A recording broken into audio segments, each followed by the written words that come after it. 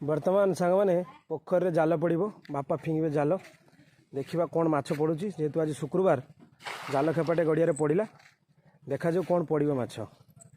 आपण मैंने मो वीडियो को ढेर सारा भल पाइबा दौरान मो तरफ अनेक अनेक धन्यवाद आ भल पाइबा थैंक यू सो मच समस्त को। देखिए कौन पड़ी मोर कि नहीं देसी माछटे धरा हम आज जहाँ सब तरकारी आइटम हम आ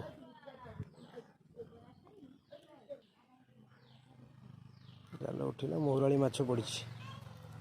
माछ से जाल गछ कटर महुराली माछ पड़ी बड़ बड़ महुराली महुराली महुराली माछ पड़ी देखो महुराली बड़ महुराली